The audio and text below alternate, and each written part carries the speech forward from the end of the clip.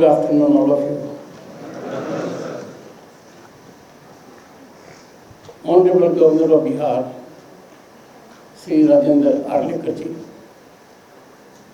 a man of simplicity, elegance, knowledge. More than a decade ago, while he was Speaker of Goa Legislative Assembly, he introduced then paperless working, so imaginative, so forward-looking.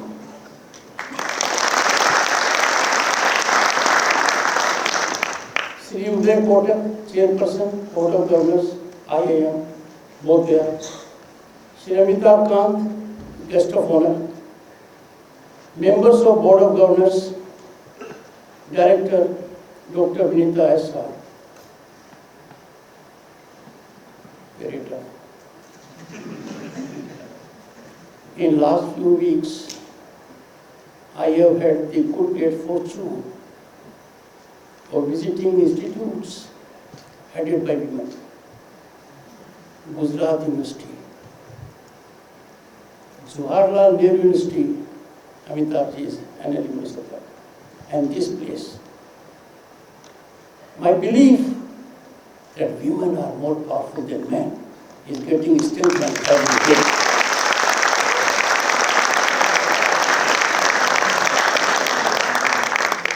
Women directors are tougher than men directors.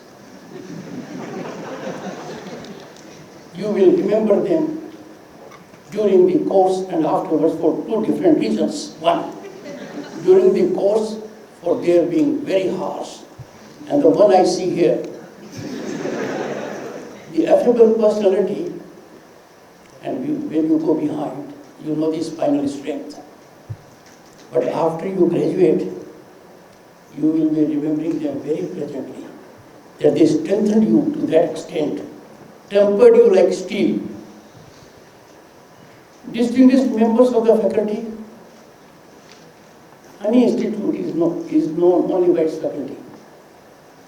We are lucky to have good infrastructure, but we are luckier to have this kind of faculty that has shaped you so well. Dear students, and I see some proud parents. My congratulations to you, my greetings to you on this great occasion. Thanks for warm reception and sentiments expressed. There could be many caveats to these credentials that have been indicated, but I go down to that. Friends, I record my sincere appreciation to Chairperson Uday Kotak, Director Dr. Vinita S. R. and Board of Governors of IIM Bodh Gaya for inviting me to participate at this special occasion. The event marks a significant milestone for IIM Bodh Gaya, as it is the first convocation ceremony at the recently inaugurated campus of the institute, defining changing profile of developmental growth in this country. Chairperson Uday Kotak, a luminary in Indian banking, bears unimpeachable credentials to be in this position. He draws respect both for his depth of knowledge, intellectual integrity, and ever readiness to stand for the cause of the nation. I firmly believe that education is the most impactful, transformative mechanism of societal change that realizes equality and dispenses inequities. You all are fortunate, very fortunate beneficiaries of quality education. Guest of honor Sri Amitabh Kant, an IAS officer, a chevening scholar, is an outstanding achiever. He is deeply involved with evolution and execution of public policies in his several capacities, including as CEO, Niti Aayog, our own think tank. His books, Branding India, An Incredible Story, and the elephant moves are in a sense a reflection of his contributions. His prestigious positioning as G20 Sherpa of India during his presidency year would ever be acknowledged as exemplary performance.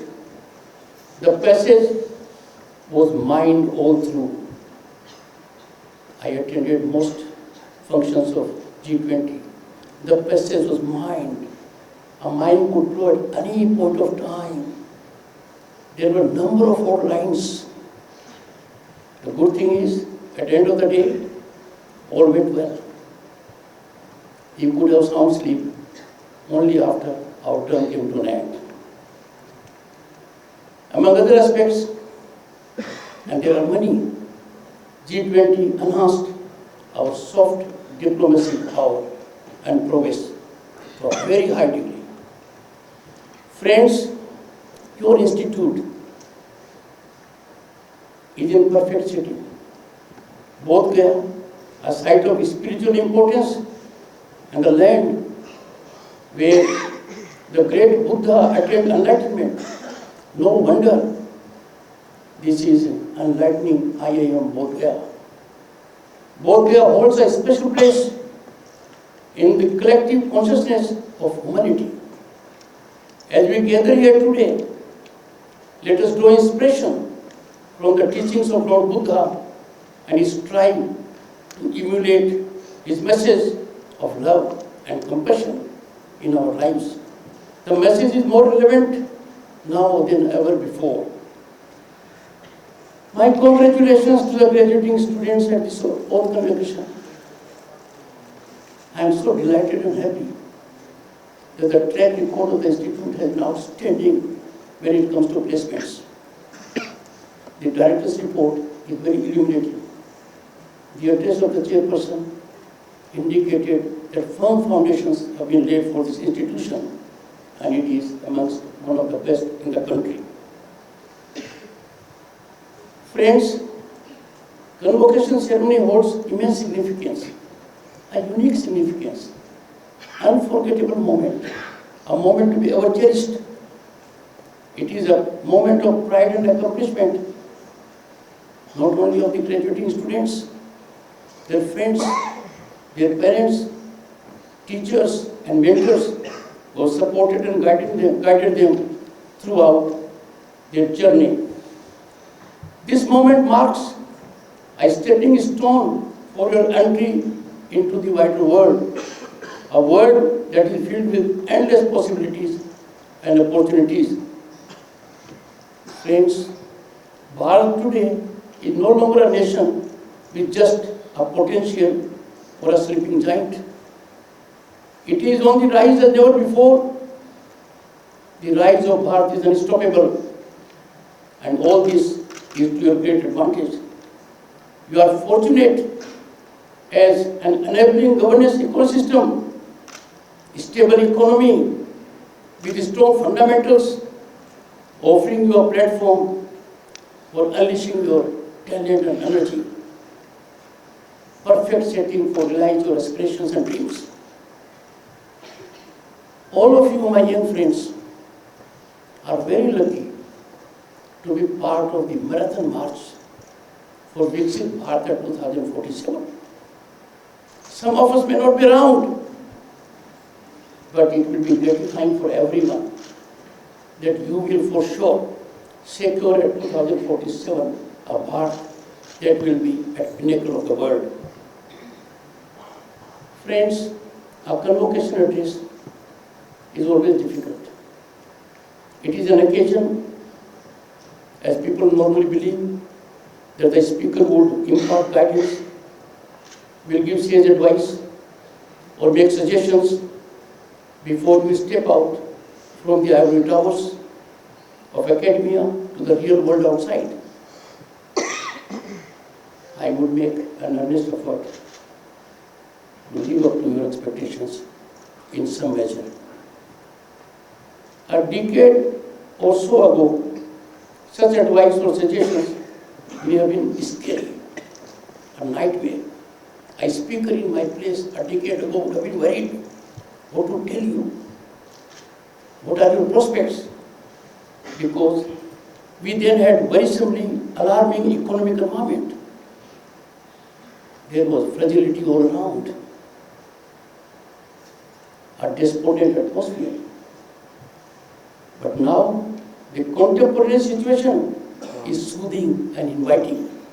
In a sense, there is now 360-degree turn as the national mood is upbeat, reflecting hope and possibility. Each of you present here today is a torchbearer of India's future. I have no doubt about it. When it comes to talent, intellect and knowledge, you are one of the best in the world. And the kind of training you have got gives you sharper cutting edge. I encourage you to harness your talents and skills to script new chapters in India's growth story. And what a remarkable that story is going to be. Always remember your work pursuit for success. Accolades, organizational and professional growth, a leader should not let you forget the importance of humanity and empathy in business. Your director focused on it in great detail. Today, you will impart a new voice.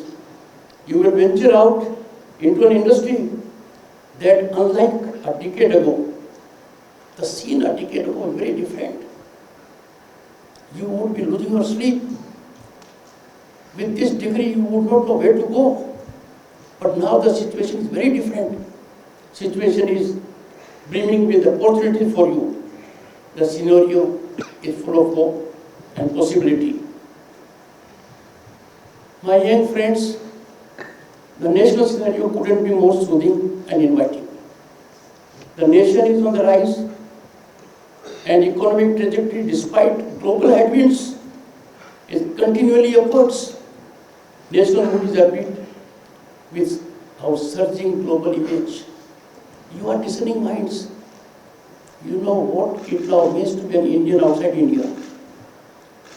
You know now for sure what means to the holder of Indian passport. You know it more than I do. What is the image of our country now? And that is something you will relish for your life. Soon to become our Bharat, the third largest global economy ahead of Germany and Japan, just in 2 years or less. We are already global third in purchasing power. And this status of Bharat is more relevant to you.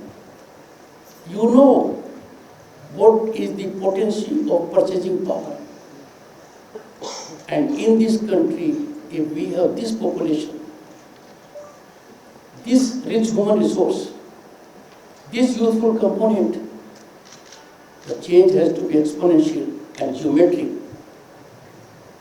Friends, the world today is at the cusp of something like the Industrial Revolution. Thanks to onslaughts of disruptive technologies, these technologies are a challenge, they are an opportunity. You will be concerned with them in your future workings.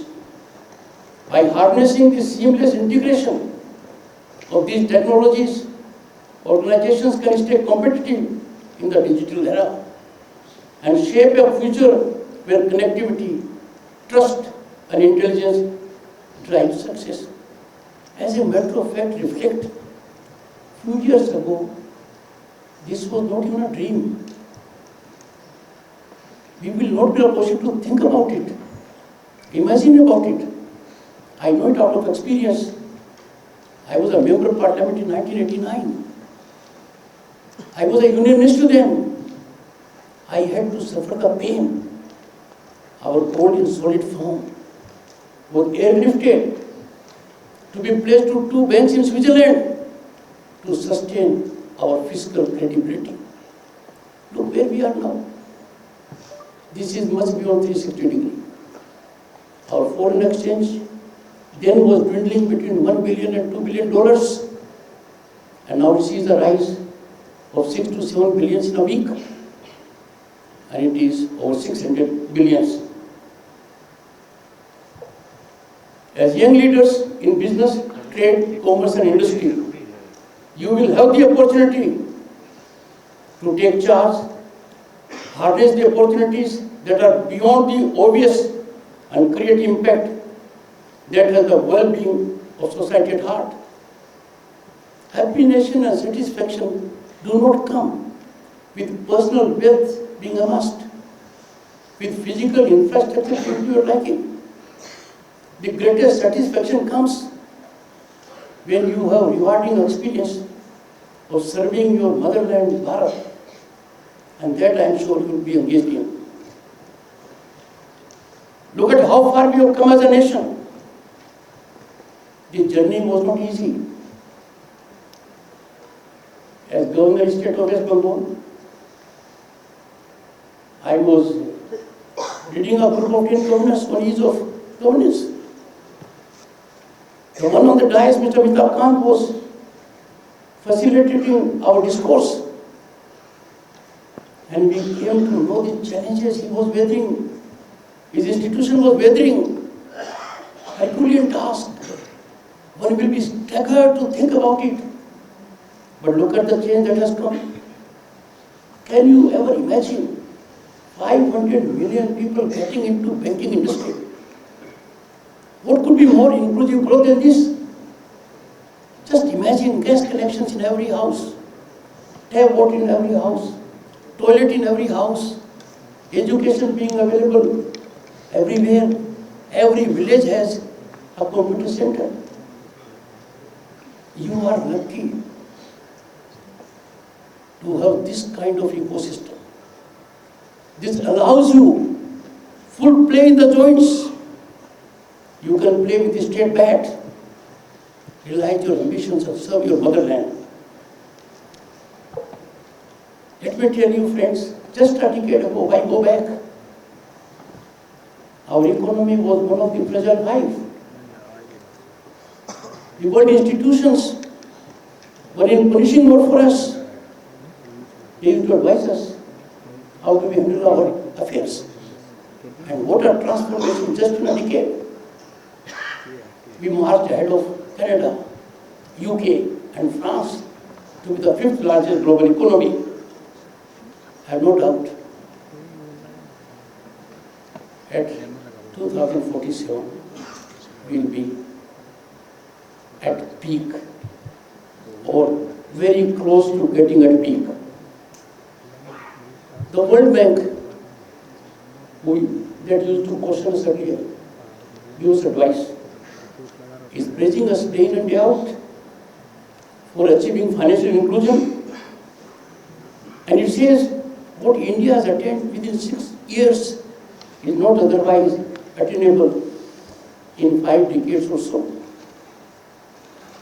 This is rich tribute to our visionary leadership, fast execution, and that is why the nation is seeing not pyramidal growth, plateau kind of growth. Everyone is rising in togetherness. International Monetary Fund has recognized India as a prime destination for investment and opportunity, a bright spot in economy. You know what our economic rise at the moment is, and what is that of other large economies.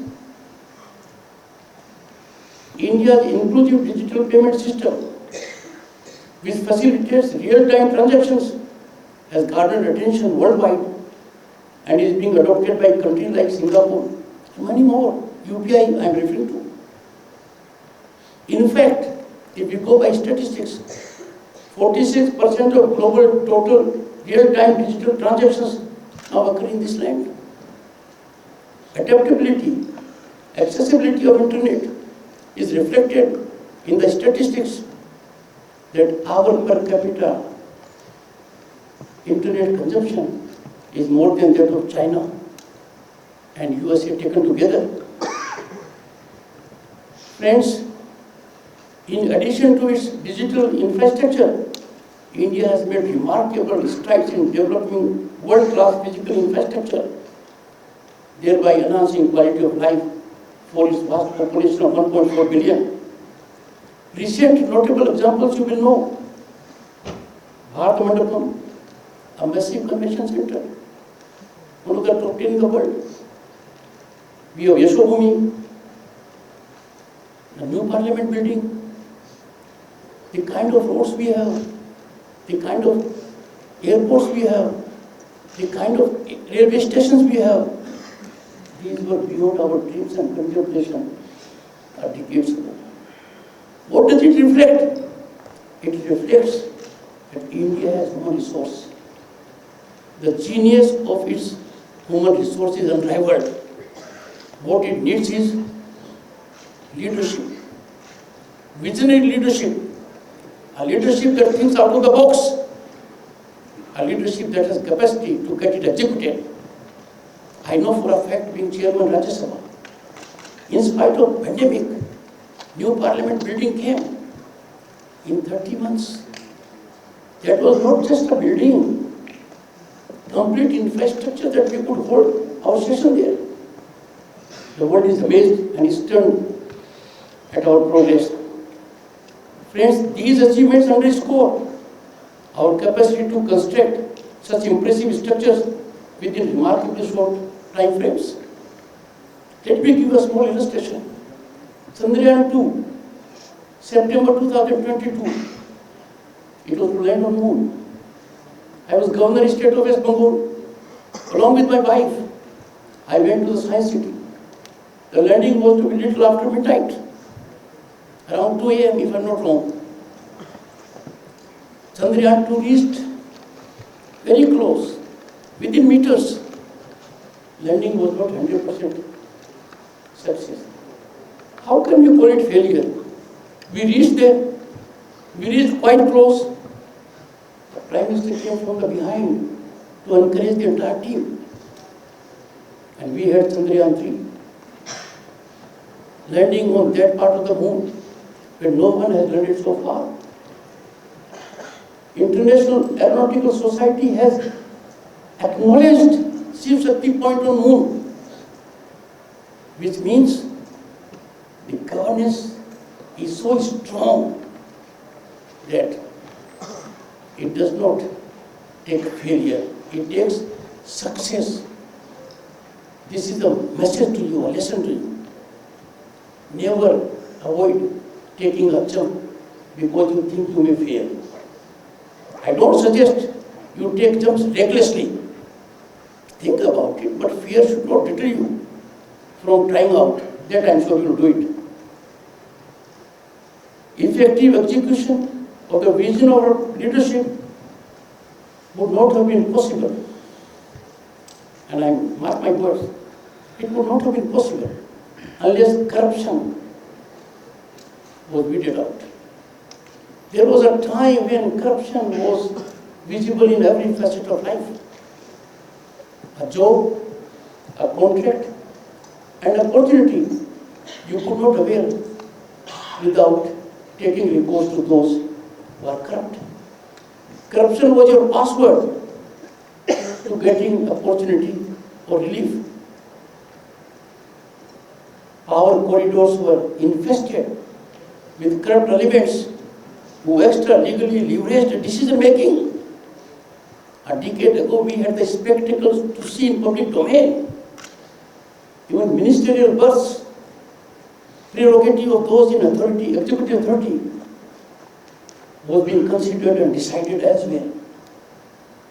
But now, my young friends, something you will relish.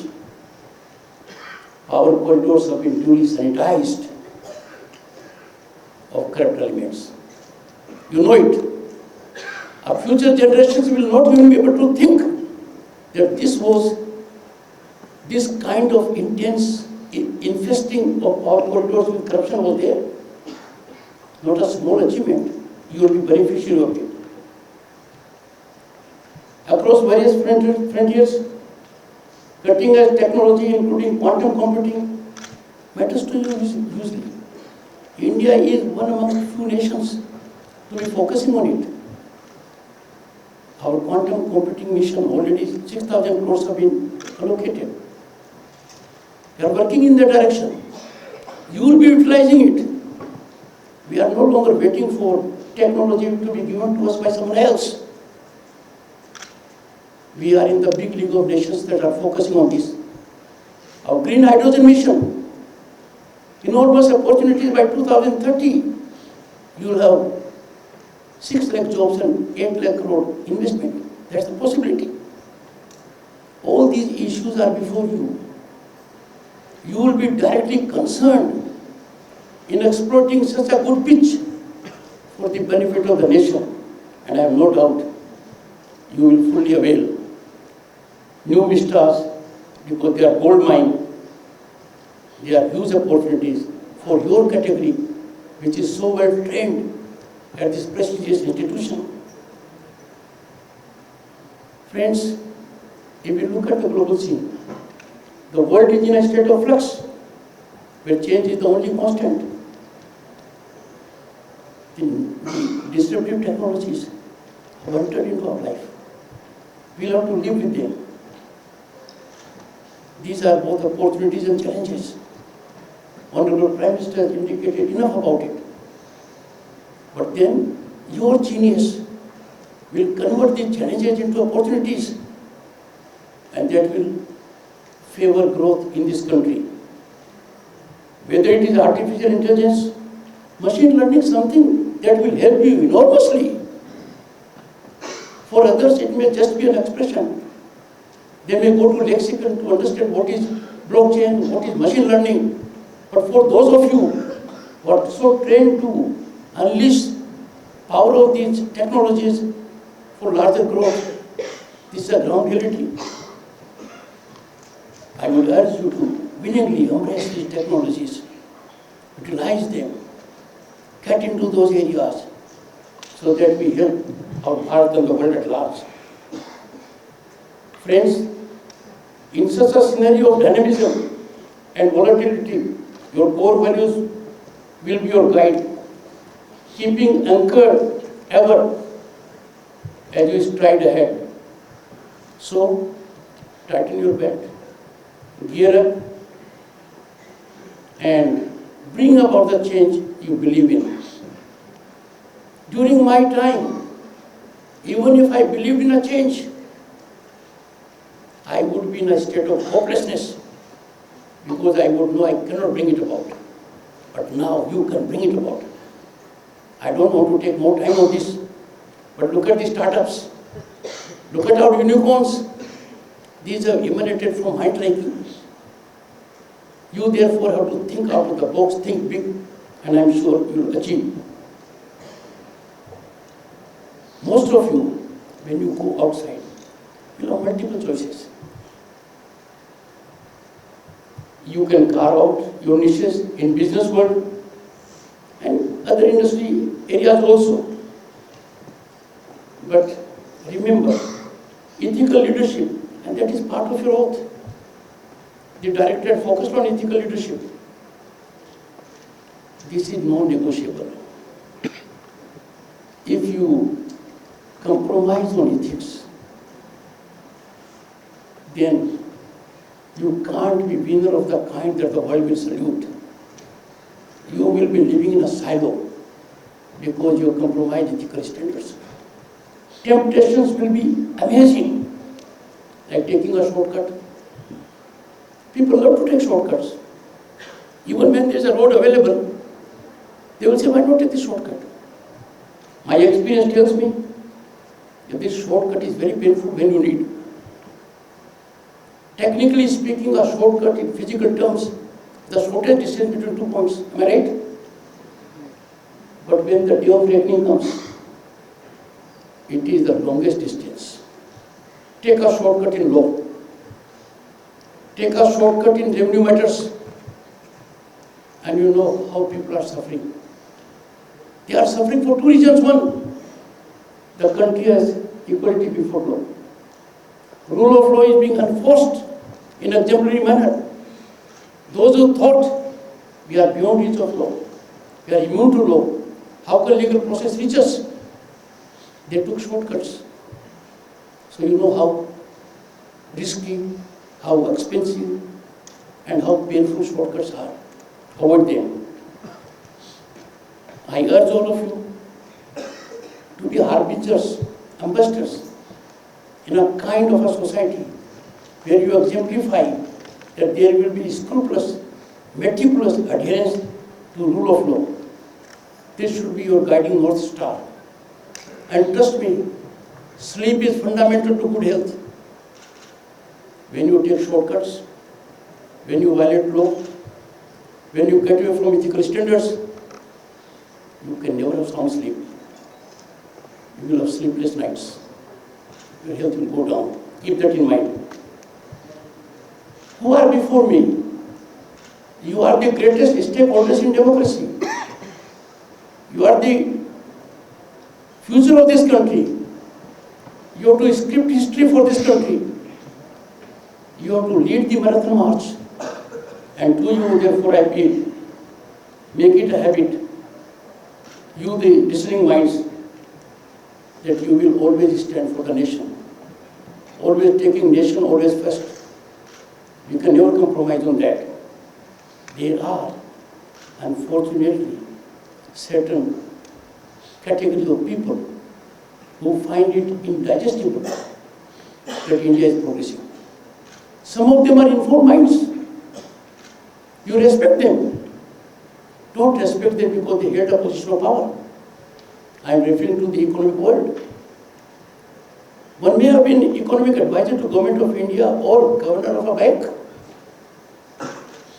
But if it tells you our economic growth can't go beyond 5.5%, question him. You said so, why? You are a knowledgeable man. You are capitalizing on ignorance of people at large. You are trying to spread pessimism when the air is full of optimism. And just imagine, no regret, we had more than 7.5% growth. Friends, you represent core progress and innovation. You represent them. You and people in your category, your path aligns with vast journey towards reaching new milestones. We must ever be good listener so that absorbing and sharing of knowledge is seamless. And believe me, none is ultimate repository of wisdom or knowledge.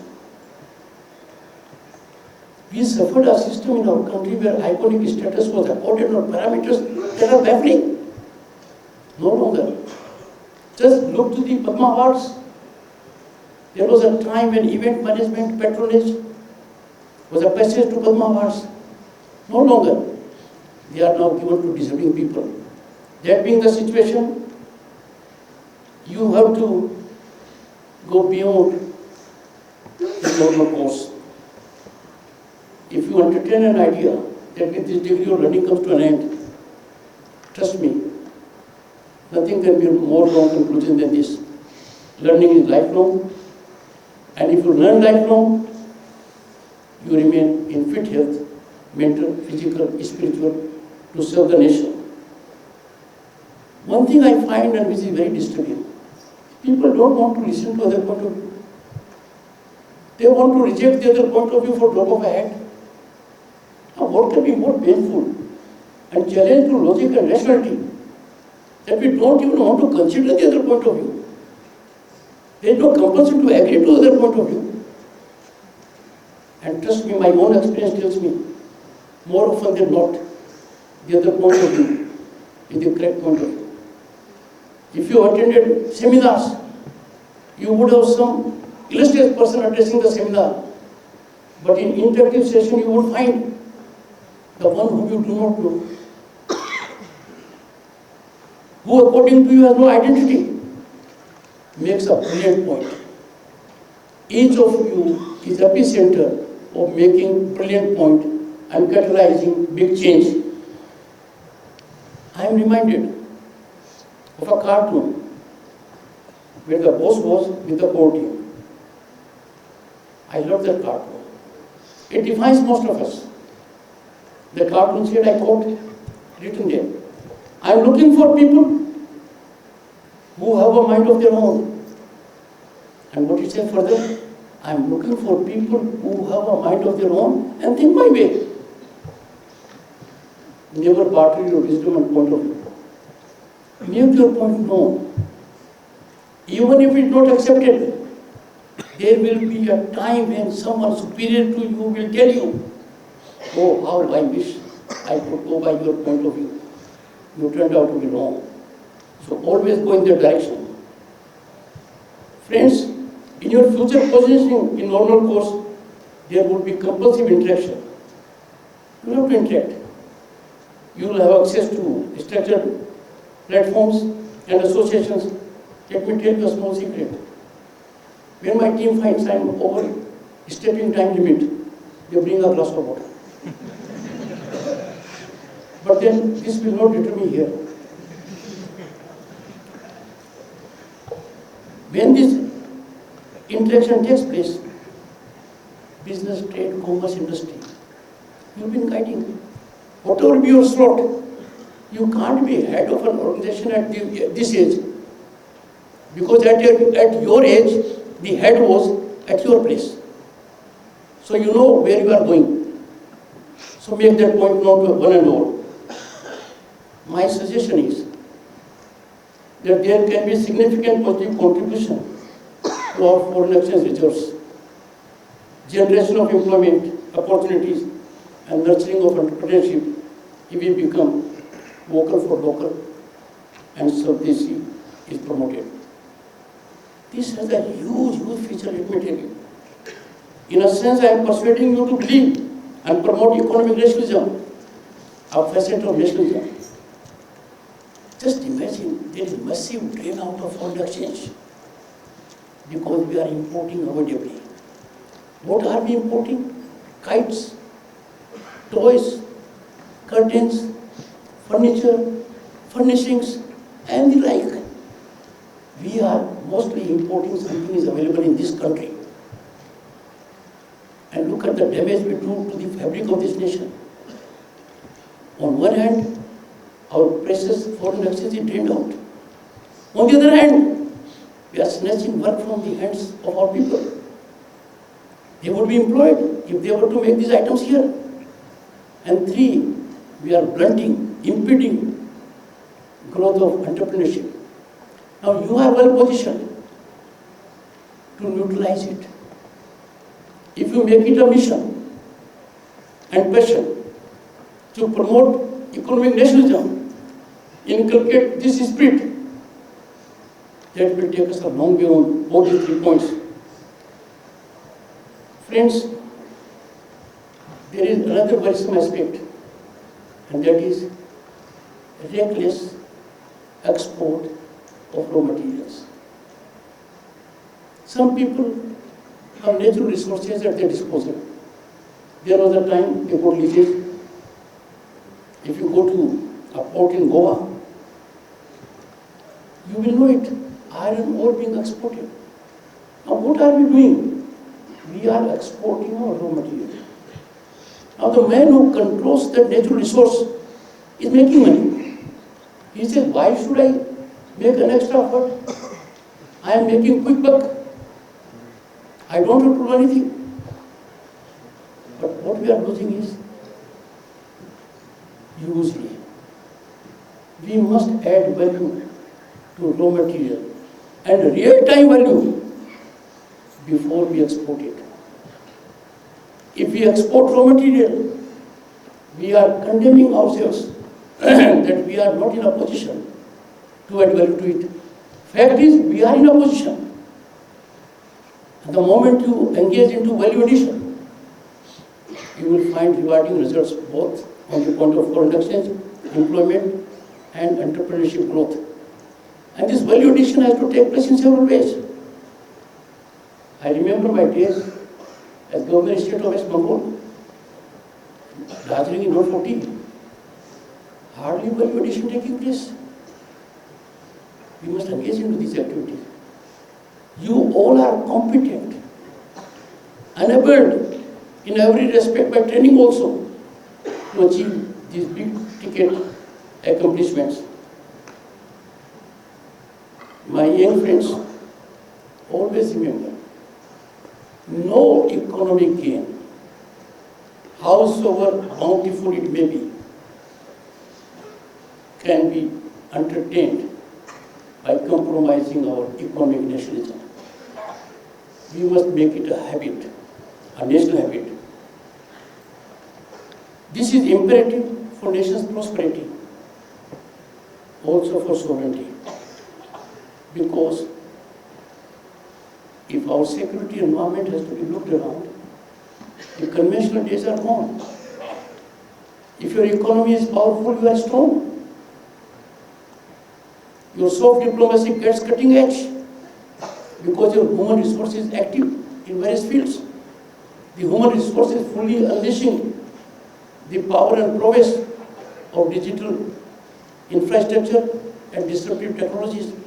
So this is a national obligation you are called upon to discharge. Friends, today you are on the launch pad for a jump in the larger domain. The domain is overflowing with opportune challenges. There is potential for runaway success. Unexpected jolts you will get, both. You graduating students make discerning choice as to what you seek to do. Today you have the luxury of multiple options of choosing what kind of work you will do, how you will do it. Go for the choice or option that emanates from within. For long we suffered in this country that the child at birth was given a task. बच्चा घर में आया है, engineer बनेगा, IAS बनेगा, IPS बनेगा, doctor बनेगा. And the poor child did not know anything what was happening around. Fortunately for you, the days have changed. If you do not enjoy the job you are doing,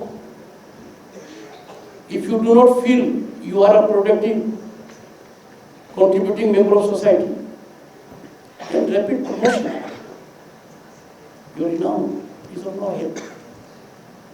Because from within you can't relish it.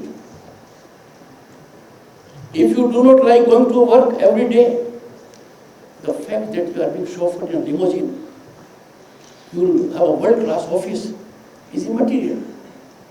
Because you don't like to go to the work. Why force someone who is good at cricket to play chess? You are trained to make your own choices. You are under no compulsion. Use it with great discretion. My suggestion is reach out and explore. Try different things. Be unconventional. Think out of the box. And assured you should ever be. You will never be starved of ideas.